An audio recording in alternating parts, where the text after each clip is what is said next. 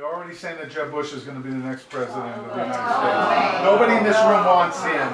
When is the Republican Party ever going to nominate and a real true Republican conservative?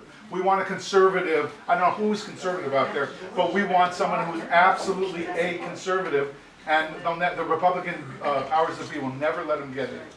The Republican powers. So I won't vote for anybody. Sorry? I agree with you. I'm a conservative. We gotta find somebody that can do both parts. That is conservative and a great candidate. There's actually a third part. They have to run a good campaign. They have to know enough. I mean, Mitt Romney, for all his great advantages, was seen as this fabulous manager. Look now at the stories about where did $22 million go of his media buy, things like that. You know, there's maybe he wasn't quite the manager they said. So if there's somebody out there, I'm not sure I know who it is. I'm not sure they're not our community organizer somewhere that hasn't surfaced yet. And please tell me if I'm missing something. Get to you in a second because she was... My question is kind of an observation. Tonyfield had City's speech, and that's called rhetoric if you go back 2,500 years. And the most key factor, and one of the things that made Reagan so effective, was something we call ethos, which is the ability to produce trust between the audience, the people, and himself. And unfortunately, don't you think Mr. Romney, in spite of everything and his good qualities, failed to do that? I do. And that it's based upon some sooner or later talking about what is to the interest of the audience. If it's nothing better than Clinton's, I feel your pain, or whatever it is. But it has to do with that, and somehow or other, I never felt the campaign got to that. I totally agree with you. The thing I thought, again, I apologize, but I lived through everything through AdWise. I kept thinking to myself, put the guy on TV, not in a fancy setting, just let him talk. Get back to that guy that sat next to me at that dinner. You know, maybe give him something to say other than what's Santa Barbara like. But I bet you that Mitt Romney cares about every single person in America. I bet he cares about every Democrat, every liberal, moderate, Republican. But it sure didn't come across that way. So ethos was missing. I agree. Yes, sir. I have a question regarding the branding problem with the California Republican Party. I was talking with Pat Cadell last month at Restoration Weekend, and we're walking on the beach with his grandkids collecting shells, and he turns to me and says, "Man, Jim, are you guys in California? Fuck. You know, that's colorblind."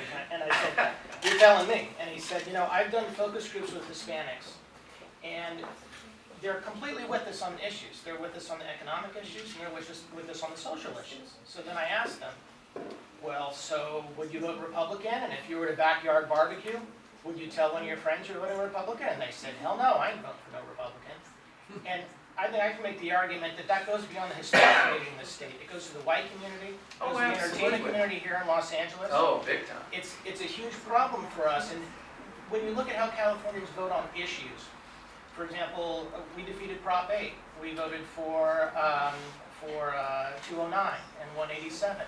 We seem to be center-right when we vote on propositions, but then we vote in a bunch of left-wing radicals into our state government. So there's a disconnect. People just, for whatever stereotypes they believe in, they won't vote for anybody with an R after their name. And switching to an I, like Bloomfield does, doesn't seem to work either. So how are you going to take a guy like Kevin James, who's a great candidate, and convince those people who believe in those stereotypes that it's okay to vote for a guy with an R after his name? In my brain, Jim, and I'm fortunate, I've done okay in business because I'm a simple guy. And I don't get all those numbers. I would have gotten lost on which proposition. I have to have my cheat sheet when I vote. But in simple terms, number one, right now, whether we like it or not, we're not going to be talking the word Republican a lot. Now, the Wendy Gruel's going to be throwing that out there. Eric Garcetti's going to be throwing it out there. If you've seen Wendy, I don't know if you all are on Wendy's mailing list, but every mailing she puts out is against me. She had one today. Remember Demon Sheep? This horrible man is coming. You know, that kind of thing. Can't think of anything on Kevin, so it comes on Fred. I think it's going to be a long-term process. I did Carly Fiorina's race as well. And if you think of it, Carly spent $22 million. Meg Whitman spent $170, 80, something like that. And we did far better than Meg did for that money. Carly was a first-time political candidate. She wasn't an ideologue. She didn't have a lot of innate initial feelings on various political issues and things. So she was just kind of out there, and I think she did remarkably well for those shortcomings, and mainly for the fact that there was no money. We all know this, I'm sure. It costs around $5 million to put one ad on statewide for one ad, for 1,000 points. And at $22 million, and you take out 4 or 5 maybe for the overhead and the travel and all those kind of things, you're left with 3 ads. How do you rebrand a Republican Party and a Republican candidate for that? You can't. You guys and you and the organization all have to work together, and you have to decide to yourself, and of course, what we're saying here always leaks out, like the 47%. But we're not going to be, I don't think we should be holding up those big Republican banners until we get that to be a plus. If you're a mass murderer, you don't really hold up a sign that says, I'm a mass murderer. You wait, and you don't sell your toughest thing. Right now, the name Republican in California, you're kind of doomed. We have a candidate that wants to run for a statewide office in the office this week someday. And the big question, well, do I run as a Republican or decline to stay? We have to get it okay to run as a Republican, but we don't have to come out and stick it. We got to, remember my goal, the only goal in life, win. We got to find those ways to win, and you don't emphasize something that's tough right now. Yes, sir. Yeah, it seems like the last internet elections have won by the strong horse in the national elections, and we see this throughout with the media way it's constructed today. The Burrow strong horse to take the bully approach, and that has won consistently in the national elections. And I wonder also, one of Romney's mistakes was he paid way too much per spot. There's advertising reports that he paid 5 to 10 times more per spot. And I do that a lot with the studios. I get in promotions and like 10 times the media. So I found that was very interesting. And he had maybe 6 camps on the ground in Ohio versus Obama, 130 in Ohio and stuff like that. You're totally right. And if you look at it, they both had vast sums of money. Wouldn't you have liked to have had their budget? Yeah, I would have when McCain was running. In the super PAC, the same thing. But they all bought the same way. Obama outbought them by light years. And you read The Spin recently on why. I'm not buying it. I don't know about you. They got outbought. They got outbought, and it's better guerrilla marketing. And so I think it's not only just the money, but what you do with it. There's a lot of guerrilla tactics. Of course. No question about it. Yes, ma'am. Name identification means a lot. People voted for Jerry Brown because they thought they were voting for his father, Pat Brown. So you're going to vote for Gil Garcetti? No. Just kidding. I'm leading to the fact that Wendy Gruhl must have been with the LA Times. I read articles about her practically every day. She is an inspector general. She is auditing every friggin' record, every committee, everyone's office in City Hall. And they print all this stuff in the LA Times. And I'm just thinking, with her name getting in the LA Times, and with all this, I'm finding this misappropriation of money here, misappropriation of money here. People are going to say, hey, she's a watchdog. She's going to tie up the purse strings in City Hall. She's going to try to recoup all this money that has been embezzled or spent unknowingly, or there's no record of it. And I'm just wondering, how do we get Kevin James in the LA Times to counteract all this publicity to Wendy Gruhl?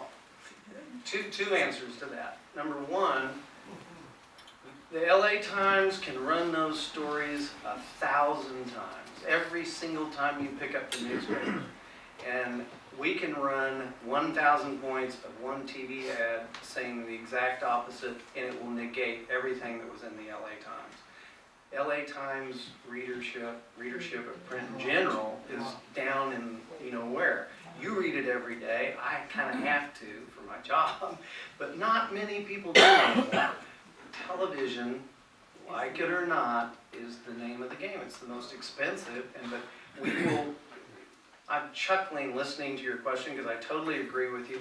And she's gonna, let's just say, everybody will see the other side of Wendy. I better leave it at that. Yes, sir.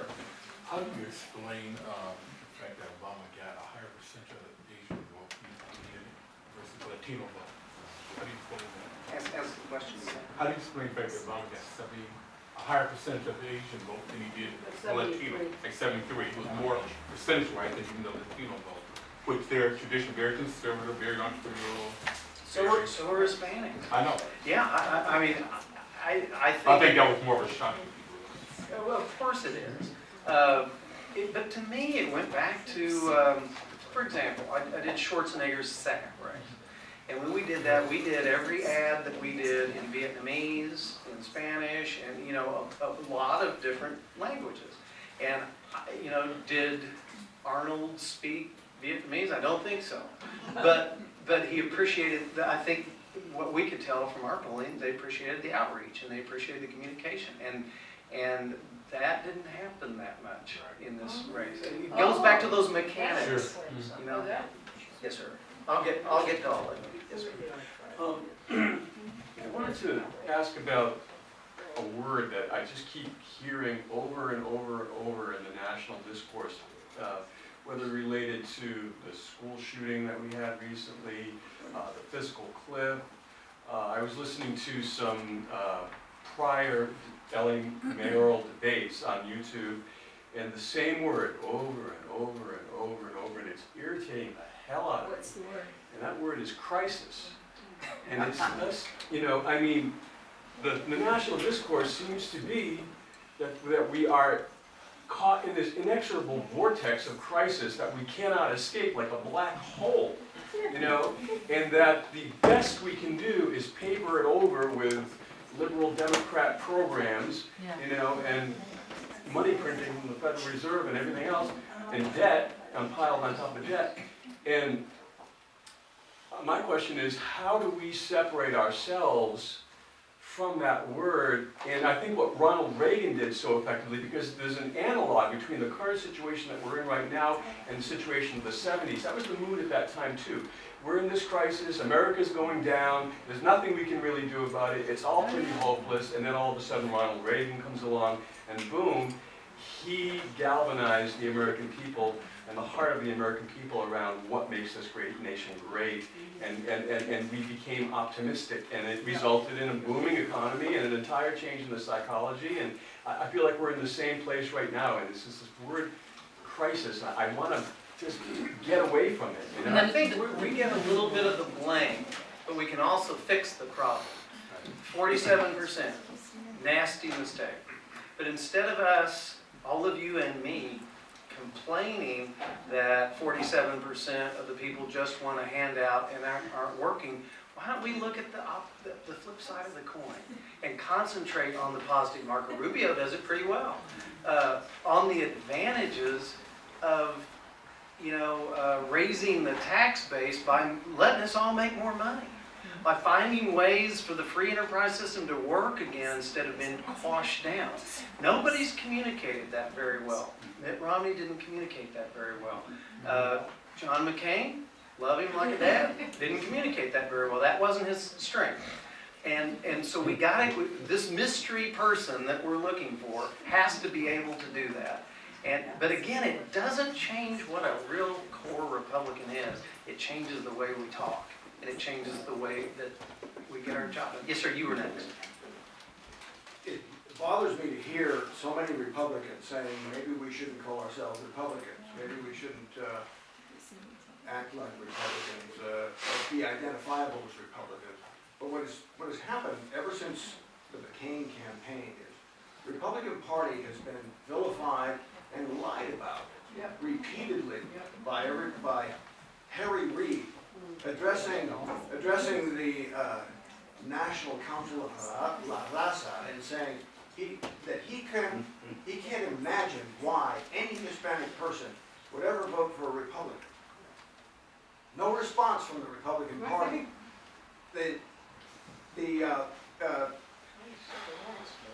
Barack Obama, referring at the Council of La Raza, to Republicans as the enemies of Hispanic people. No response. And then organized labor, their drumbeat, I mean, they're actually decades-old drumbeat of union jobs. I know for a fact, unions don't create any jobs. They simply unionize workers. I used to be a director of an AFL-CIO labor union. Oh, my God. And We like the used to be part. yeah, indeed. And I presented myself, though, as a Republican labor boss to Bill Clinton and Arnold Schwarzenegger. Kind of got their attention. But among my colleagues on my board of directors, I refuse to refer to the people we represent, who happen to be professionals, as workers. The implication of a worker is a drone. And this is the way labor bosses look at the people whose dues they extract. No questions asked. This is mafia-style leadership. I refuse to refer to anybody in any union as simply a worker until, and it really upsets me to see somebody like Richard Trumka standing grinning after and celebrating the unionization of car wash handlers. Car wash workers, right? This is sponsored by the president of the AFL-CIO. We're going to talk about workers. This is third world style workers. I don't think any self-respecting labor leader should refer exclusively to the people he represents as simply workers. Do you have a question? Why do not, why do we have to stop calling ourselves Republicans? Why don't we challenge Obama, Harry Reid, all the rest of these people, and the labor bosses? Say, look, yeah, you're abusing your workers. What is this vilification? Some people are doing that. Rick Snyder, the governor of Michigan, is a client of ours. And I give him enormous marks for kind of overnight making Michigan a right-to-work state. Will he be punished on that? Remember those little polls I get? They don't look so good. Rick was a very popular, remember One Tough Nerd was how he got elected, which my company did. And now they're saying that it doesn't look like he's one tough nerd anymore because he folded to Republican pressure. That's not true. All he did was look at what was happening in Indiana and the other states around them, and the companies were going places that weren't, they didn't have the union woes. And so he is going to improve that state, and he'll be re-elected strongly in 2014, and all of our people have to do that. My point on can't call ourselves a Republican. Remember, job number one, win.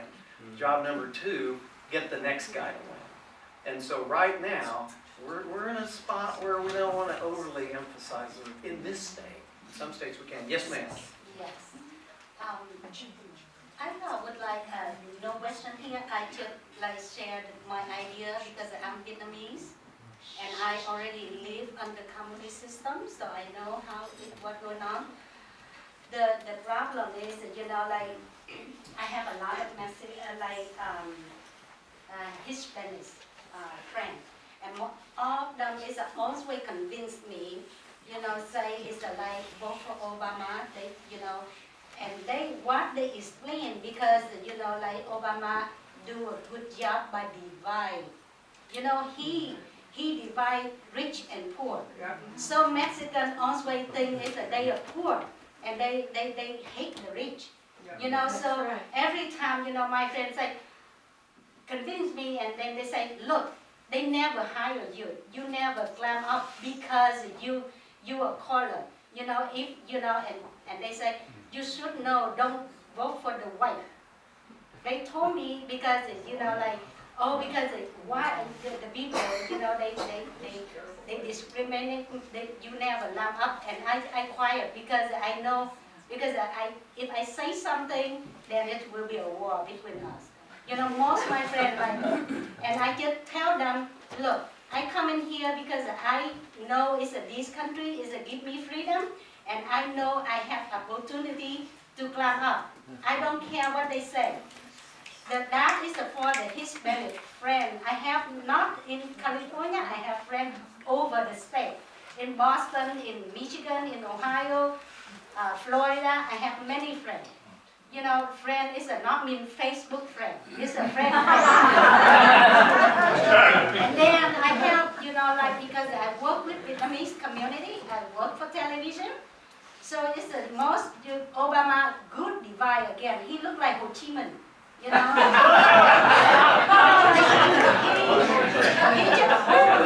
he divide people poor and rich, same like Ho Chi Minh divide rich and poor.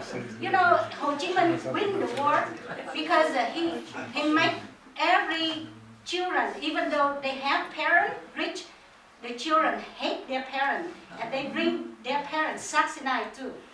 So that is Obama really good at that. So now with Vietnamese community, we come here and most of us is a Republican, right?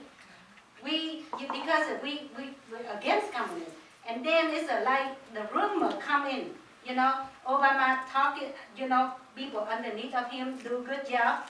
So now Vietnamese community afraid, they say Obama will give the senior the full health care, no pay. If you vote for that, the white one, they only care about the doctor, and you will be charged, and you will be dead because you no one cares for you. You will be dead. And yet, and that's a great point, because what are the facts? This is very briefly. There is one African-American senator in the United States. I can't remember what party it is. He's a Republican. There have been two, what's Bobby Jindal? Indian Americans.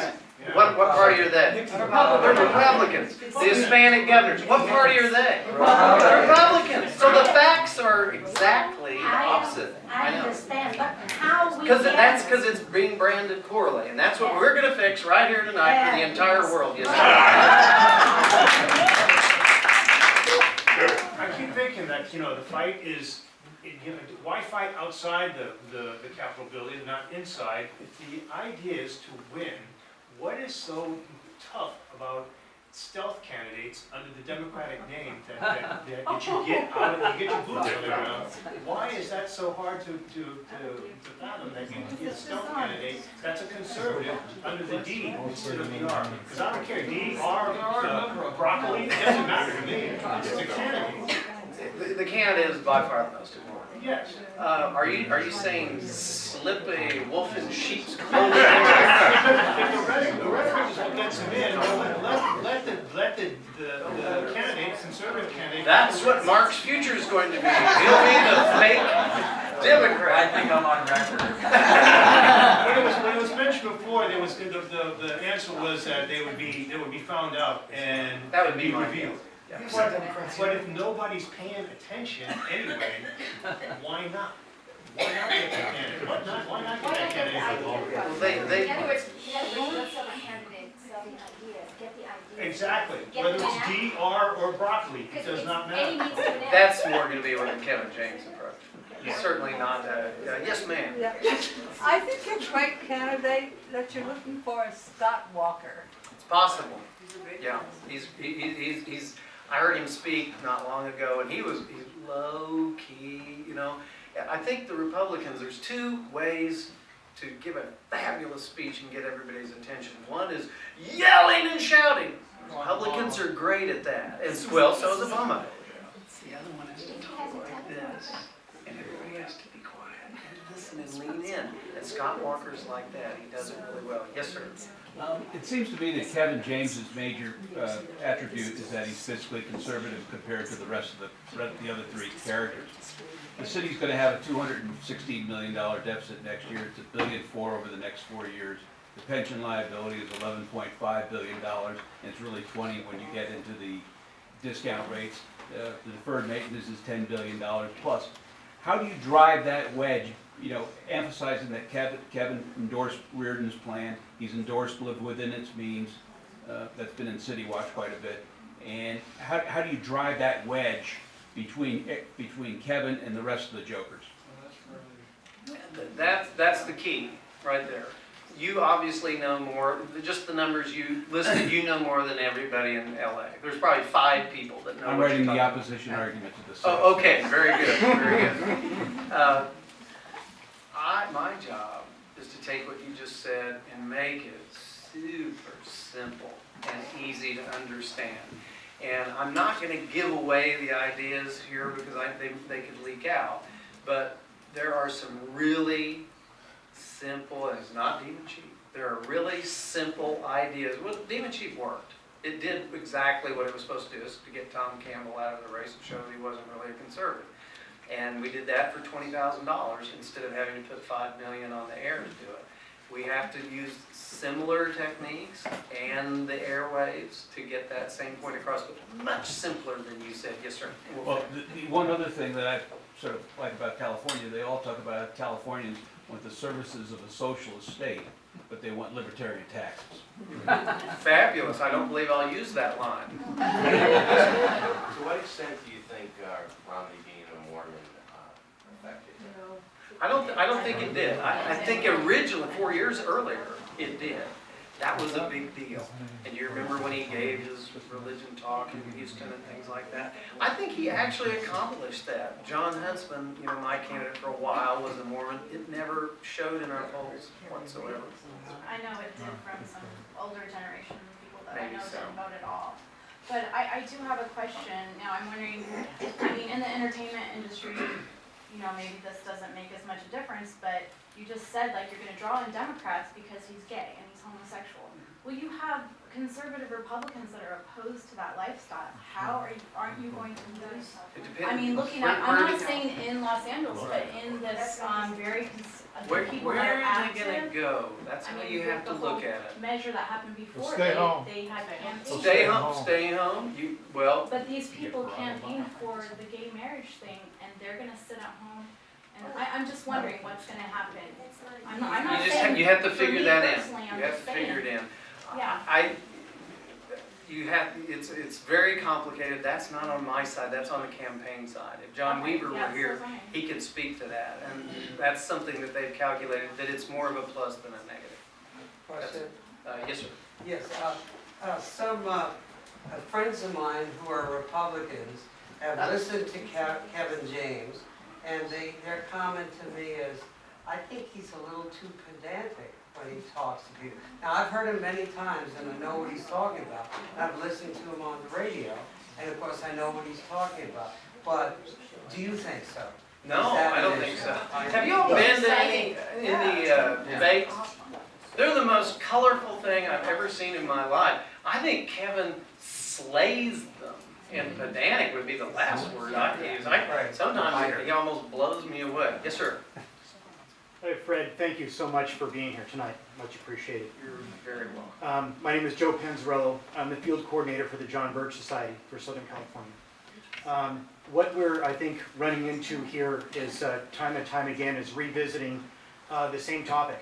And we see this election cycle after election cycle is we literally have no choice. Choices go away and we end up having to support or campaign for or vote for candidates that end up resembling each other. And Romney was no different than anybody else. The similarities were proof positive between him and an Obama type of candidate. So it goes back to what this gentleman was saying earlier. The problem is we don't have that decisive difference between this guy's an obvious socialist and this person is an obvious constitutional true conservative. Whether it's McCain, you can't have McCain and a Democrat candidate both pandering for La Raza for votes. Right. Okay, you can't have that. So, and then we have rhinos like Arnold that give us cap and trade, things like this. Okay, so rhinos are the problem. How difficult is it for you to, excuse the expression, but if you try to polish a turd, you still have a turd. Okay, how difficult is it for you to decipher that and market that differently? Let me give you an example. Tweedledee and Tweedledum is all we get. Every election. Let me give It's you an the lesser example. of two because evils. I heard some of you nod your heads yes when you heard Steve King's name. Steve King, as you know, is a congressman from Iowa. He's very outspoken. I think he's as smart as a tack. We get a call from Chuck Grassley's a client. We get a call from Chuck Grassley's office saying that Steve King's going to have a tough race this cycle. He's running against Christy Vilsack, the former First Lady of Iowa, very popular, in a state that, you know, is right on that R&D divide. And so I look him up online, and I thought two things. Number one, I agree with every fiery thing he said, and number two, every one of those is going to make him less electable as opposed to more electable. So I traveled to Iowa thinking I'm not going to like him, and I absolutely thought he was great. I thought he was smart. He got it. And so when those lines, that's why the small minority of Republicans in this world have to be kind of careful when they're being recorded, because those things were all taken out of context and they come back to bite you. So what did we do with Steve King? We knew that was going to be the attack. This is a guy who says crazy things and on and on and on, and yet he's smart and sharp and a good family guy. We told a story, and Republicans have gotten away from telling stories. We've gotten to the process of an ad answering an attack ad on top of an attack ad, and forget the story. You would think Steve King versus Christy Vilsack, he would be this vicious aggressor that would attack her to death. Not at all. We sat back and told the story. Steve King told me, sitting down on his back porch, he was an earth-moving guy in the business before he got into construction. And I said, how'd you do it? And he said, the American way. I borrowed $2,500 or something like that and bought a bulldozer. Now you can imagine what kind of bulldozer you get for $2,500. And he said I had to have it trucked to an old tree in my farm because I didn't have a barn. And I had it under the tree so I could weld on it all night when I did work all day in my day job. And he welded it back together, and he built himself a little business. And a flood came, and away went the bulldozer. But did he quit? No, he went back and he built it up again, and he ended up making a really nice business for he and his family. He lives in the same house that they've been in for 40 years. He's 40. His wife and he have been married for 40 years. I mean, just a great story. We told that story while Christy Vilsack and all kinds of wacky groups were pounding him for all these things he'd said. And ladies and gentlemen, I'm proud to tell you it worked spectacularly. We never had to run a single negative ad on Christy Vilsack. And he won by, I think, 11 points. I'm not sure. It was a resounding victory. So if you look at it differently and you have a great candidate, we can still win, even with the word Republican on it. Yes, sir. Yeah, I was intending to TiVo the debate of the mayoral. The other night? Yeah, and I forgot to do it. Could you give us a kind of summary of your impressions of Kevin James? And I would on that debate, other than I TiVo'd it and haven't gotten to watch it. but I heard it went great. I can tell you my impressions. I've been to 3 debates. And what you get is you get Jan Perry reading every single line she says from notes.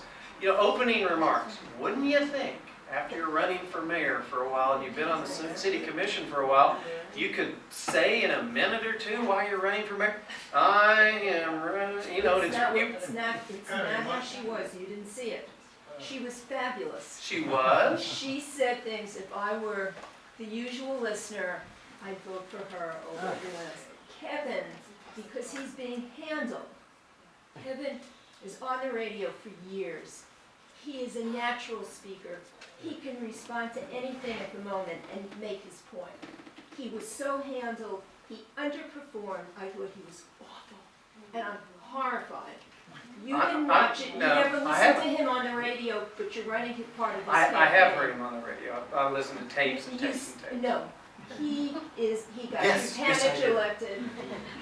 Just being who he is, people follow him, people love him, they have money, they have friends. He could get elected. He's being handled, and he is being dumbed down, and he is being put, just like everyone else, to say certain things. And I thought, it broke my heart. You I will people watch have it. to get with it because you keep losing elections for great people. I will have to tell And you, I'm gonna put it on you because the I candidate. can't do anything with it. I can't even talk But to you him. don't know who you're representing because you didn't listen to him for years. No, You like the guy, you think he's smart, you didn't even watch his big debate. sorry, Don, you're People watch wrong. them. I did listen to him. I didn't listen to him for years, but I got the tapes. They But you tape said those earlier things. you didn't, and you didn't. No, I didn't. I wasn't a radio listener to him. All I can say is a lot of But he people. has the soul of the You're city. the He only went to person I every- know He went to thought every that. neighborhood council meeting. That's He great. recorded everybody, Okay. he played it back. I know. I listened to him. But this is how he's gonna That's do good. this. Yes, John. Not so much on the Kevin James issue, because I think you're correct that, but on the national issue, I feel like there's a much larger problem in terms of branding, which is that the media, which some have given 20 to 30 point power, is completely in the tank for the left. And so here we have LA Times, and you're right, you can just run an ad that completely says the opposite, and so, you know, and now we've got an electorate that has been educated by public schools that are frankly, LAUSD is 44 percentile in a nation that's 26th in the world. Okay, so we have low information voters, and we have the media that's, I mean, I've often thought if Obama came out, almost anything Obama says, and I have a fairly intelligent group of friends, they just repeat. Like if he said trees now grow upside down, people would start saying trees grow upside down. Did you know that? And it's bizarre, it's strange, and it's scary to me. And I feel like, wow. I mean, I went to Stanford, I had a conversation with a recent Stanford grad, and he said, well, Republicans don't believe in global warming. And I made a very cogent argument that there's different schools of thought, and he was just, there was no depth of critical thought. So all I'm saying is, I feel like here in LA, perhaps in a small race, you can combat it, but I don't know how we can combat the fact that the media has this power to tell people messages over and over and over, NPR, ABC, CBS, NBC, CNN, over and over again. And you can have the most charismatic guy in the world, but he doesn't get the same bully pulpit, he doesn't get the same voice. That's why the misery is you have to raise a lot of money, because that's the only counter to that. It is the ability. When my dad died when I was 19. He had a PR firm in Tulsa, Oklahoma. I tried to sell it, but without my dad, there wasn't anything to sell. So I took it over, and I couldn't get a story in the paper if I lived, because these were my dad's friends, the reporters, but they weren't mine. And I went to the handful of clients that stuck with me. And I said, here's a novel idea. You don't need a PR firm. You need an ad agency. Because we can, we'll try so hard to get what you want on the front page of the paper that if we buy a page in the paper, we can put anything on earth that you want in that page. And I learned at a really early age that the advertising portion is more powerful than the written, the editorial, than the news portion. It's not that those aren't important. And buying that page costs a ton of money and resources, and it's a pain and it's a shame that we have to spend that to combat them. But right now, I don't know any other way. Well, I'm talking about You're TV. right. I'm talking about Totally TV, as you pointed out. TV, same. TV, and you've got Diane Sawyer, you've got all these people that are so in the tank. And they will Couldn't agree say, more. There's a key phrase that keeps going through my head. Reagan Democrats. There is somehow or another, Ronald Reagan tapped into what became known as the Reagan Democrats. I have to believe that there's a contemporary analog to that we can tap into. I think it's a great point. I hadn't even thought of that. In California. I'll bring it up. Very good point. You'll hear that again. Okay. But you do it on your end too, and we'll all do that, because I think that's a very good point. I wanted to get your take on the overall perspective. There's a lot of talk about national elections and whatever, but this is a low turnout city election. It's going to be low Maybe turnout. not so low. There's 300,000 Maybe not. registered Republicans, so I hear, in the city of LA. And it's a matter of just reaching them.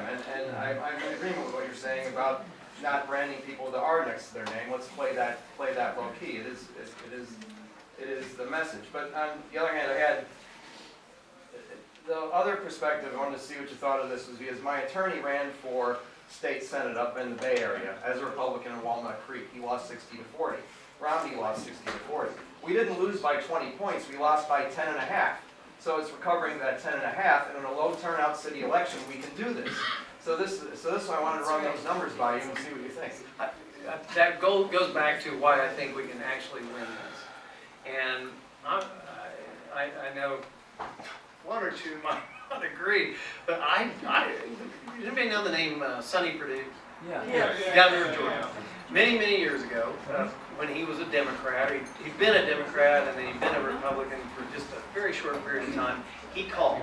And I'm from Oklahoma, but he had a worse accent, than I did. And he told me, I'm looking him up online while he's on the phone, and he doesn't look much like a governor at the time.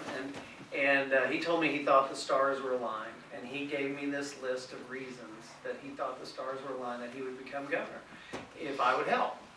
And his list of stars was pretty good. And I went to Georgia and I met with him, and there wasn't a person that thought he would win other than Sonny Perdue and Fred Davis. And lo and behold, not only did he win, he became a very popular governor. He was reelected. He went on to head the Republican Governors Association. And one other of those little things that proves that our ideology is not wrong is there's 30 Republican governors right now. There has, since 2007, there hasn't been a GOP governor get beat in a general election. We're on the right path. We just have to use some different tactics to actually do that final thing, which is win. And thank you very much.